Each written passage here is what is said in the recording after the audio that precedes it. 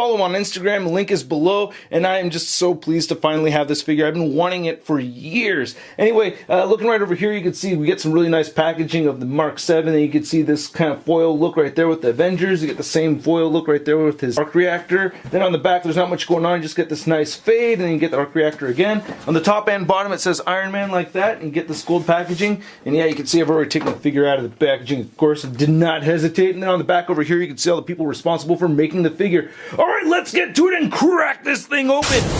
And here's Mark VII Iron Man out of the packaging. I absolutely love this figure. This is the first time I've really gotten a chance to play around with it and mess with all the accessories. So many parts to this thing, and I love that he's shooting weapons from his shoulders, from his forearms, his wrists, the repulsors, the thighs, the back has these panels and everything. I just absolutely love this thing. Alright, so like I said, there's a lot of accessories that come with this guy. Let's take a closer look at those, and then we'll take a closer look at Iron Man. So with this figure in particular, I strongly recommend reading through all of the directions before messing with the figure. You do not want to break anything. And the figure comes with your standard Hot Toys adjustable cradle over here, which I'm still not a big fan of, but you can shift that up and down, and then you can see it says Avengers right there, and then it says Mark VII. And then the figure comes with this ridiculous amount of interchangeable parts, which is just too awesome. So you basically get 3 different display options for this figure in all kinds of places on this guy. For instance, you get 3 different head options right over there. You have a battle damaged face mask, and then the regular face mask, and then you get the Robert Downey Jr. head, along with the collar piece that you use over there.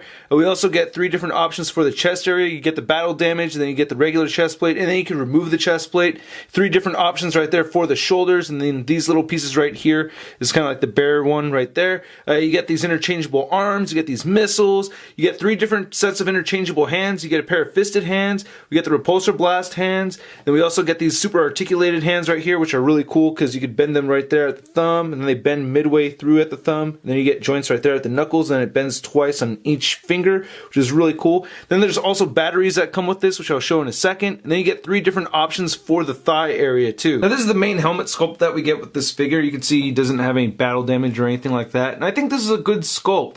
So they did remake the Mark VII helmet sculpt for the Tony Stark test suit figure, where he comes with all the Mark 42 pieces and all that, so he did come with an extra Mark VII head, which I'll swap out in a minute, but I just wanted to show this one really quick. And then what you can do is you can lift up the face plate right here, and I believe when you first get this, it does come with the batteries already inside. Just flip the switch down right there.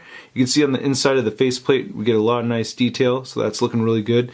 Anyway, you get some magnets that hold this together in place, and you just get that shifted on there, and that looks really, really nice. Very, very bright. I like that a lot. And then we can just swap this out for the battle damaged one, and just put this right in here, and that looks really cool too. I really love this battle damage that we get over here. That is just awesome. Just on the edges, you see that nice silver paint. Looks really, really dope, and I love that stained black that you get right here on the top of the head and everything. That looks really cool. And then to attach the Mark 42 test suit Mark VII head sculpt, we just put that right on there, and it pegs in really nicely. And you can see it is slightly different. And when you do a side-by-side comparison between these two, you can see the differences. So this is definitely the wider helmet sculpt. This one's a lot more narrow. A little bit of black right there underneath around the eye section. I don't know. I think I like the original one a bit more though, right? I don't know. They're both pretty cool. And then to swap in the Tony Stark head sculpt, we got to remove this from the neck over here. So you want to pop that off. And then he does come with that collar piece. You want to make sure that little lip is facing upwards. Then grab the Robert Downey Jr. head and pop it on there, come on. Now I'd seen this head sculpt many times in a lot of pictures and many reviews and stuff, and it's always looked a little bit off and weird to me, but now that I have it in person, it looks equally as weird. I just don't think it looks dead on Robert Downey Jr. I just think it's a little bit off. I still think it has some really nice sculpt work and paint on it though. I will say this flesh tone looks really nice. You can even see some little wrinkles right there on the eyes. The beard and the mustache looks good. So, I mean, it's well done as far as the quality. I just don't think they nailed the likeness more than anything else. But the hair looks really nice on this. Nicely sculpted. Some nice browns and blacks mixed in there. Looking really good. Looking very natural. So, I don't think they did a terrible job on this. I just think it could look a little bit more like Robert Downey Jr. Alright, we got the battle damage head back on there. Now, looking at these shoulder pieces, this is display option number 1. And you can remove these little panels over here. I don't particularly like this look because I feel like it makes the shoulders look very small. I don't know. And you just peel these off like so. So for the right side, I put this shoulder piece on, and then we have this alternate one right over here. Ooh, tiny, tiny paint chip right there already. Damn it. Anyway, looking at these, they both look really good. I like how you have these little deployed missiles right here. These little pods right here here are detailed out very nicely. Then coming around the back, you could lift this up right there, and you could lift that up, and you can see right underneath we get a little bit of detail, looking really nice. Same thing on this side over here. And then he has these flaps that lift up right over here too, and I think these are his stabilizers as opposed to being air brakes, because you get these little jet thingies right here. And that's the reason why I like this armor so much, because I was always irritated with Iron Man having to use his hands to stabilize. So having these right here in the back so he can fly around and then have his hands free to shoot repulsors, I think is awesome. And then you do have this button that you could switch down. Then we could come around back to the front, and then you could see his arc reactor gleaming, looking really, really nice. That is very bright.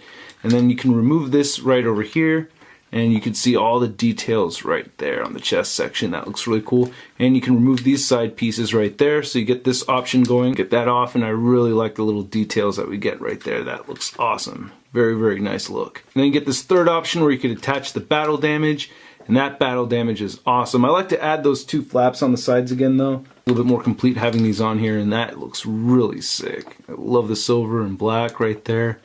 That is cool. Some nicks and gashes. I really dig that. And then we have this arm section. So this is just the regular display option you have right here. So you can see it has some paint wear and everything on it, which is intentional. And then on this right side, you can get this little missile deployed, which I think looks really, really cool. And you can do the same thing on the left arm, as you saw in the beginning of the video. You could have missiles shooting out on both sides. And then you get interchangeable arms too. We're just going to demonstrate this on the left side. And all these interchangeable pieces have directions as far as which way you can turn them and everything. Oh yeah, and then there's the light up function right here on the hands too, so that works out really nicely.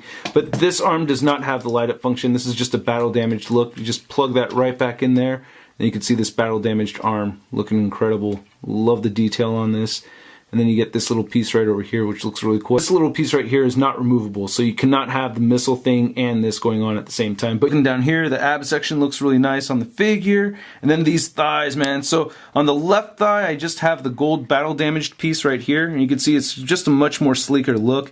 I like how that looks though. I think that's pretty cool. And then this is the more regular version right there. And then you can pop this off, and as you saw earlier, you can have the little missiles sticking out of it. And this just plugs into those two ports right there. You can see it has a lot of wear on it around here. Nice silver paint, nice black fading. These look really, really cool. So I love that you can do that on both of these legs. And then coming down here at the bottom, you can see that you can lift this piece out over here on this side and on this side, so you get some brakes going. Then you could lift this piece up and you get some wires and everything, and that looks great. Great details on this. So you could do the same thing on this side as well. I guess my biggest gripe about this figure is I feel like his calves right here are a little too skinny, or his ankles. It feels like he has super skinny ankles, and I don't remember them looking that skinny in the movie, but still, I mean, it's really not a big deal compared to everything else I like about it. I just love this little attention to detail with all these little nicks and stuff like that.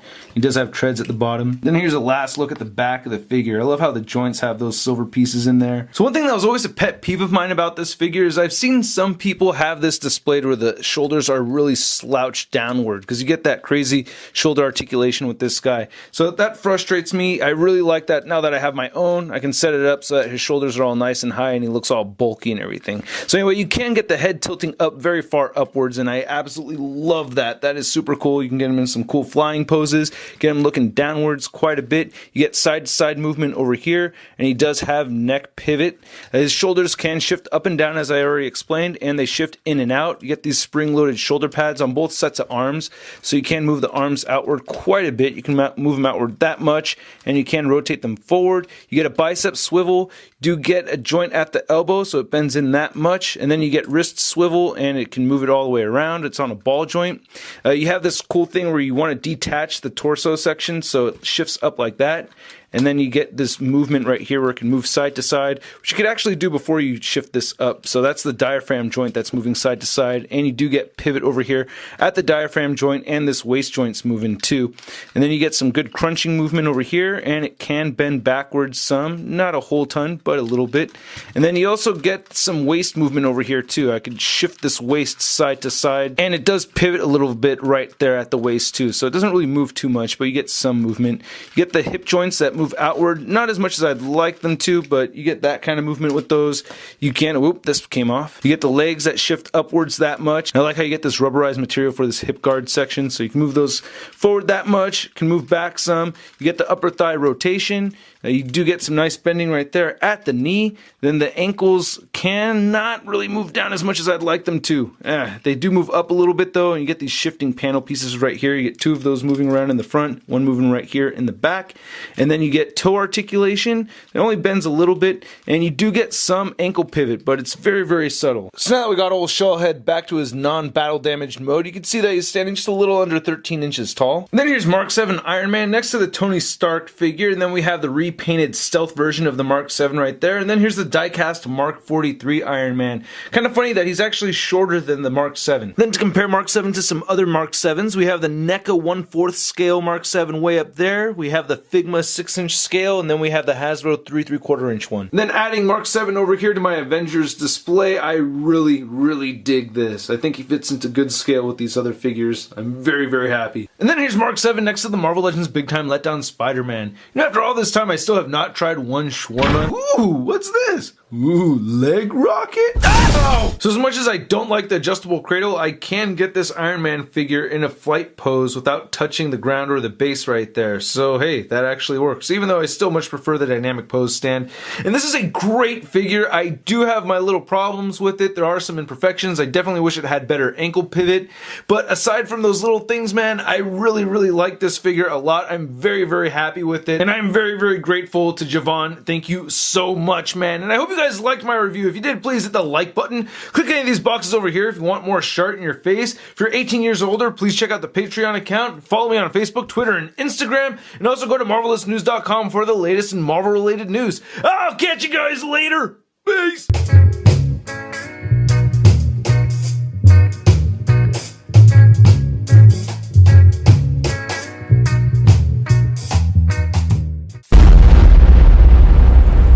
Crispy.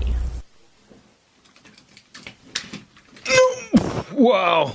Spidey sense.